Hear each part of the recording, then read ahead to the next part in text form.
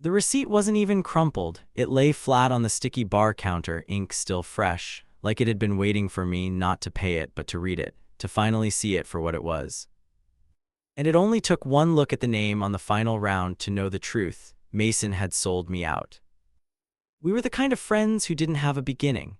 Our lives blurred together before we knew how to write our names. My mom says he used to steal my pacifier at daycare and run around laughing while I cried. His mom swears I bit his arm for revenge when we were 3. I don't remember any of that. But I remember the tire swing in his backyard. I remember sleeping on the floor in his room during thunderstorms because he said I snored and the bed was for real emergencies only. I remember us pretending we were secret agents in middle school, using walkie-talkies to whisper code words like pineapple base and Operation Sandwich. By the time we were 27, those memories had turned into adult habits, poker nights, shared rent, and more tabs than we could afford at Jimmy's, our neighborhood bar. The bar was nothing special. Cheap lighting, one flickering neon sign, a jukebox that ate quarters, and a bartender named Rafe who had a permanent cough and a killer memory for drink orders. But it was our place. And it was where the truth finally punched me in the gut. It started 2 months before the receipt. I'd been grinding at a startup job, long hours, zero glory, back in dev work. Lots of late nights fixing broken code someone else wrote while Mason floated. He'd gone full-time freelance copywriting after getting laid off from a mid-tier agency. His words, not mine, "I make money writing fake enthusiasm for toothpaste and supplements no one needs." And he was good at it. Mason always had a mouth on him, witty, charming, slightly arrogant. He could sell lint to a vacuum company. We had a system. I paid most of the rent since his freelance income was a roller coaster. He covered groceries and utilities when he could. It wasn't perfect, but it worked. Until it didn't. The signs were subtle at first. He started showing up to poker night with new shoes, nothing flashy but clean, expensive looking. Then came the noise-canceling headphones, a new Apple Watch, an upgrade to his phone for work stuff, he said. Big client, he shrugged, sipping whiskey. They love my tone, said they might put me on retainer. I was happy for him. Sort of. A part of me started to wonder why the power bill was 2 months behind if Mason had a big client. Why he'd Venmo me half the rent a week late with emojis in the note like that made it cute. Then 3 weeks before everything blew up, I came home from work and found a woman in our kitchen. She was barefoot, wearing one of Mason's hoodies and pouring oat milk into a glass like she owned the place. Hey, she said like we knew each other. You must be Darren, I'm Celia. I blinked, hi. Mason in the shower, he told me to make myself at home. She smiled, her teeth were perfect. Her nails were painted matte black. She gave off the vibe of someone who journaled about moon cycles and didn't tip baristas. Cool, I muttered, stepping around her to get to the fridge. Mason came out 10 minutes later, hair wet, cologne too strong. Dude, you met Celia. I nodded, grabbing a leftover slice of pizza. She's been crashing here a few nights a week. You cool with that? What was I supposed to say? No, I'm not cool with your girl taking over my kitchen and pretending oat milk is the default beverage. Instead, I said, sure. I didn't hate Celia, not exactly. But I didn't trust her either. She asked too many questions about my job, about how much I made, about how Mason and I split expenses, always with a curious smile like she was just trying to understand the vibe here. A week later, my work laptop went missing. I thought I left it at the office. HR made me fill out a form. My boss wasn't mad, just disappointed. I had to wait 3 days to get a replacement. I didn't connect the dots at first. I didn't connect them until the night of the bar tab. Jimmy's was half full when I walked in. Thursday night, rain tapping the windows, air thick with fryer grease and spilled beer. Mason texted me earlier, come through, Celia's out with her cousin, need a break, first round on me. He never offered to pay for drinks. That should have been my first clue. I got there around 8. He was already at the bar, nursing a dark ale, jacket slung over the stool beside him like he was saving it for someone. Darren, he said, grinning like nothing in the world was wrong. Old reliable. I smirked and slid onto the stool. What are we celebrating? He raised his glass. Freedom, sanity, not being Celia's errand boy tonight. I laughed. We ordered wings, a few rounds. He started talking about his client again, how they were expanding, asking for more work, possibly international campaigns. Something felt off. He was talking fast, avoiding eye contact, checking his phone like he was waiting for something. Around 10, he went to the bathroom. That's when Rafe handed me the tab. Your buddy said you'd close it tonight. I blinked. He said that. Rafe shrugged. I don't care who pays, but card or cash. I glanced at the receipt. 6 rounds. Appetizers. 2 top-shelf tequila shots I never touched. And a final note, comp Mason plus SH. I stared at the initials. SH. Celia's last name was Hargrove. That's when it clicked. He'd been here earlier with her, before texting me. He'd run up a tab and made it look like I was covering his night out. And the tequila. Not for me, for her. I paid. What else was I supposed to do? Mason came back from the bathroom all smiles. Everything good.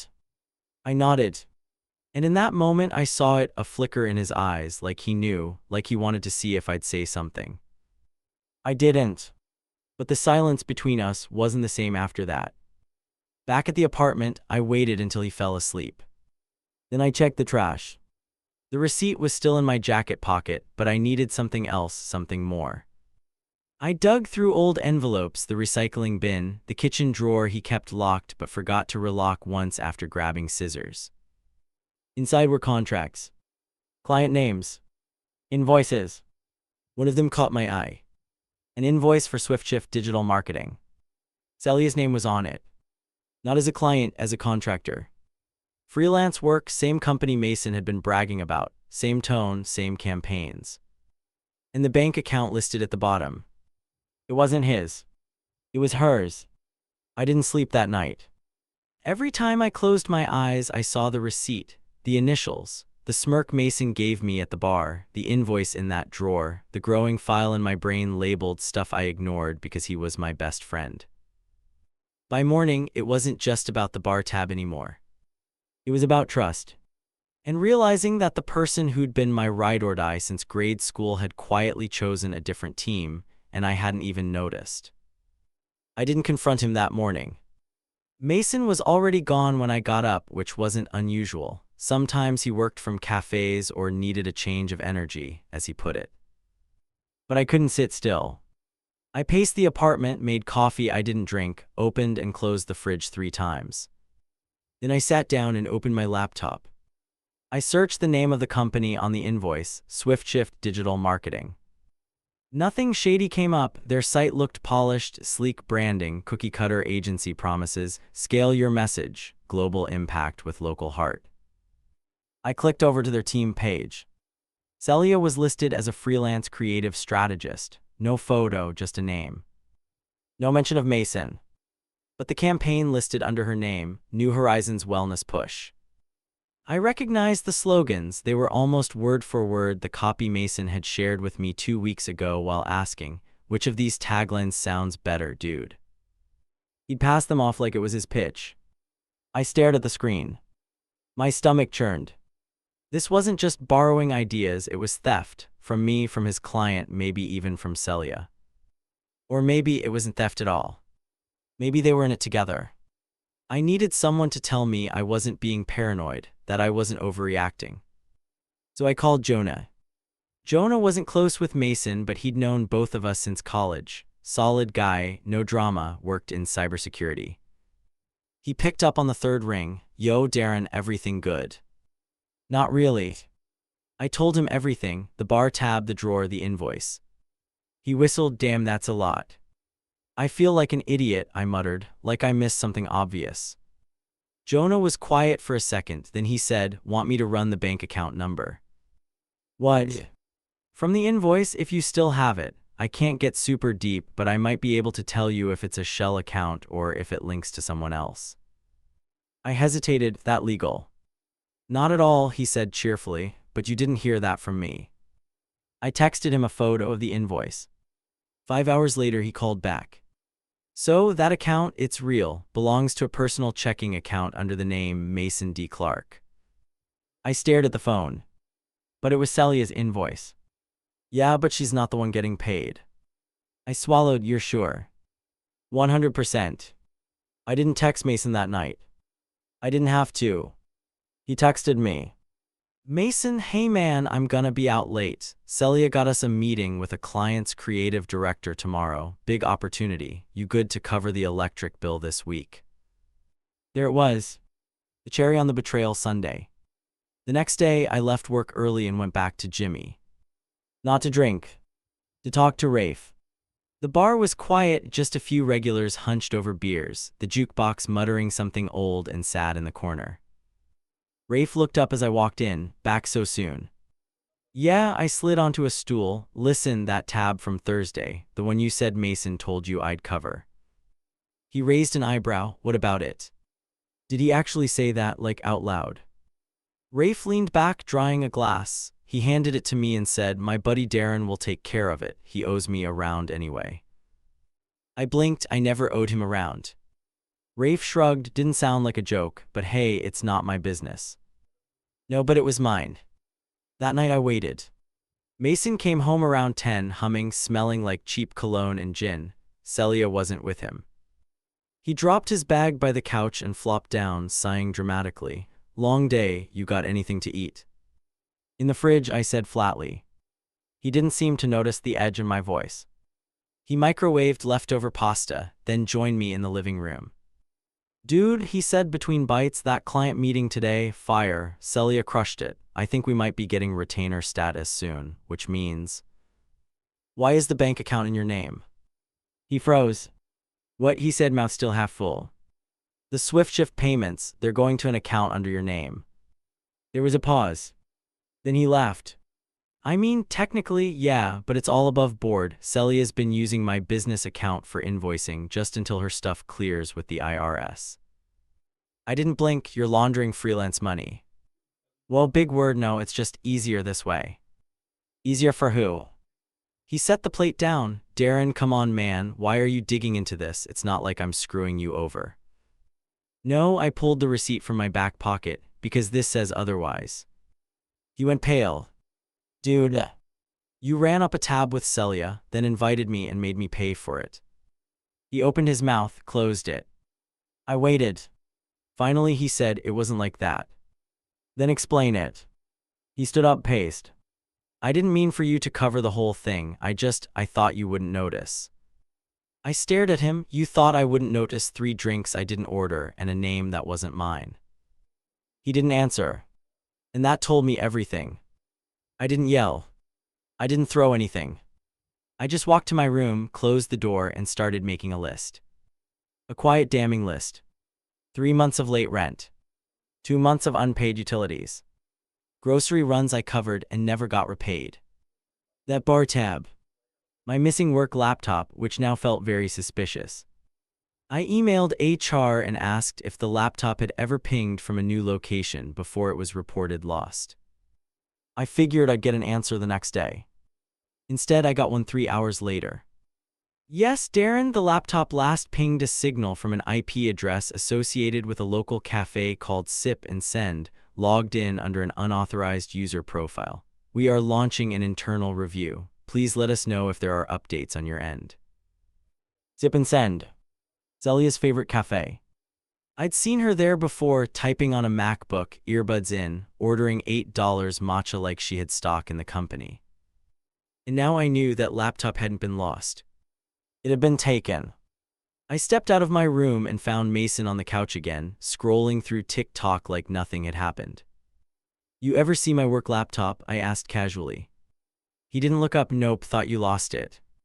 Funny, I said, because it logged back into a network 3 days after I reported it stolen, at Sip and Send. That made him freeze. And when he looked at me, it wasn't guilt in his eyes. It was calculation. Like he was weighing how much I knew and how much he could still lie about. What are you saying? He said carefully. I'm saying, I replied, that I'm done being played. It's wild how betrayal doesn't feel like a thunderclap. Not at first. It's more like a leak you didn't know existed until you're ankle deep in water. And then, suddenly, you realize the rot was there all along, hidden behind drywall made of memories and borrowed trust. That was me, soaked, numb, still hopping. It wasn't what it clearly was. After that final exchange with Mason about the laptop, I stopped talking. Not out of strategy, I just didn't know what to say that wouldn't end in screaming. For 2 days, we existed in the same apartment like ghosts. He left in the mornings, I came home late, he avoided eye contact, I avoided everything. I wasn't ready to move out yet, I needed to know what else he'd touched, how far the damage went.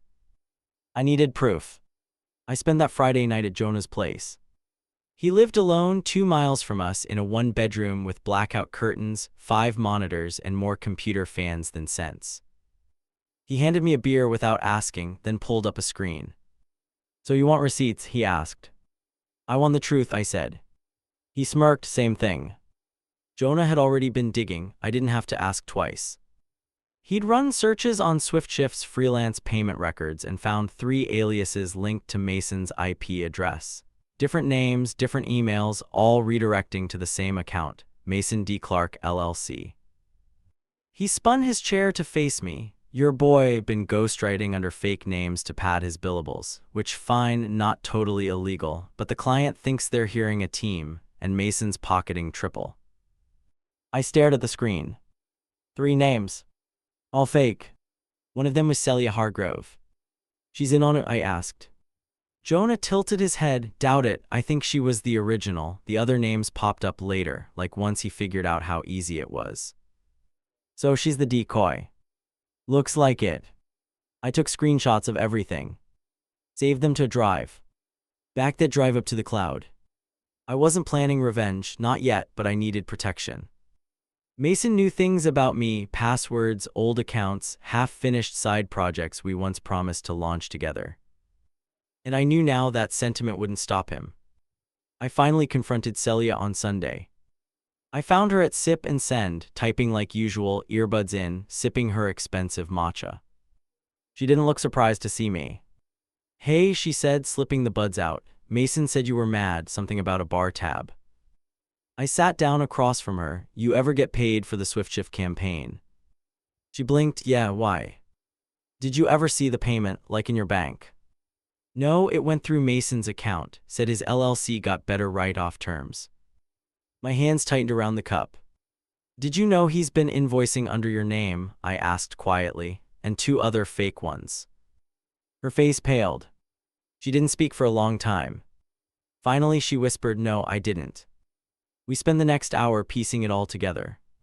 She showed me her email chain with SwiftShift. Mason had asked her to step back from client contact to streamline communication. She assumed it was legit. And the NDA she signed, drafted by Mason, no lawyer involved. "I thought he was helping me," she said, voice shaking. "You're not the only one," I muttered. Back at the apartment that night, I found Mason on the couch again, Netflix playing some documentary neither of us cared about. I stood in front of him. He paused the screen, smirked. "You look like a man with a speech prepared." "Not a speech," I said, "a warning."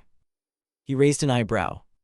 "You have 24 hours to return the stolen funds, to SwiftShift, to Celia, and to me."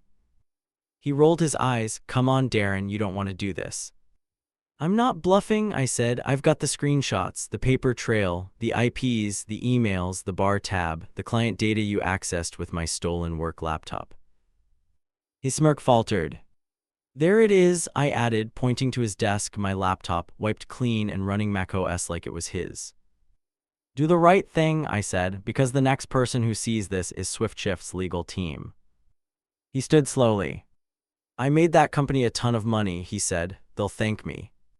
"No," I said, "they'll sue you." That night, I moved my essentials into Jonah's spare room. To hell with waiting. I left a printed copy of the bar tab on Mason's desk, with one sentence written in red Sharpie at the bottom. "You should have paid for your own betrayal." The next day, Jonah helped me send everything to SwiftShift's fraud team. We used an anonymous submission tool, no names, just facts.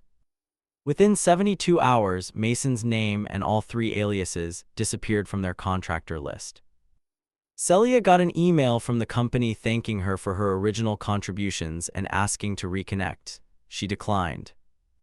Smart. I never heard from Mason after that. He blocked me on everything. Celia said he moved out of the apartment 2 weeks later. someone new's on the lease now, I don't care who. Some friendships rot slowly. Ours exploded in one bar tab.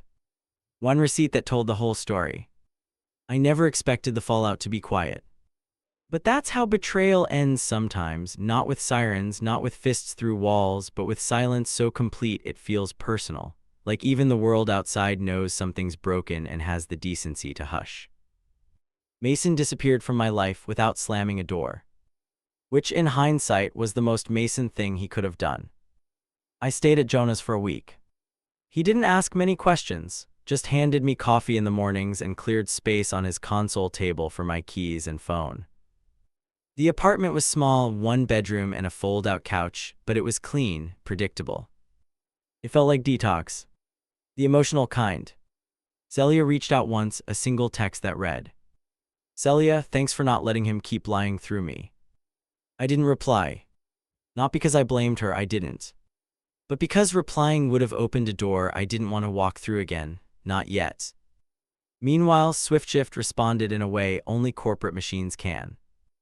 Their legal team sent Mason a cease and desist letter within 4 days. By the end of the week, Jonah got a ping from one of his dark web watchdog bots. Mason's LLC domain had gone dark. No website, no invoices, nothing. It was like he'd evaporated. But I knew better. 2 weeks later, I got a call from an unknown number. I almost let it go to voicemail, I wish I had. "Darren." My stomach sank. It was Mason's mom. "Hi, Mrs. Clark," I said, suddenly 12 again and caught breaking a window. "Sweetheart, I hate to call like this, I thought you should know." Her voice cracked. "Mason in the hospital." Turns out Mason had been staying with a friend, someone none of us knew well, a guy from some freelance networking group. Mason had been crashing on his couch and drinking too much. One night he blacked out in the stairwell of the guy's apartment building. Cold night, no coat, someone found him shivering at 3 a.m. Mild hypothermia, dehydration, nothing life-threatening but enough to shake his mom up. Enough to shake me up too, if I'm being honest. Because as angry as I was, he was still Mason. I went to see him. Not for closure. Not to make peace. Just because I had to. He was in a shared room, wrapped in hospital blankets, hooked up to fluids. He looked small, not the Mason I knew, not the guy who made a game out of stealing fries from my plate or turned every late bill into a punchline. He looked like a kid pretending to be a man and finally realizing the difference. He blinked when he saw me, didn't speak. I sat down quiet. After a long silence he said, "So I guess you told them." I didn't answer right away. Then I said, "They figured it out." He nodded. I deserved it. I didn't say yes. I didn't say no. He stared at the ceiling. "You know, I didn't mean for it to get that bad. At first it was just easier to let things ride than I was in too deep." "In the bar tab?" I asked. That made him flinch. "That was petty," he admitted. "I was angry, jealous. You had a real job, a schedule. I was still chasing smoke. So you made me pay for your date." "I made you pay for a lot more than that."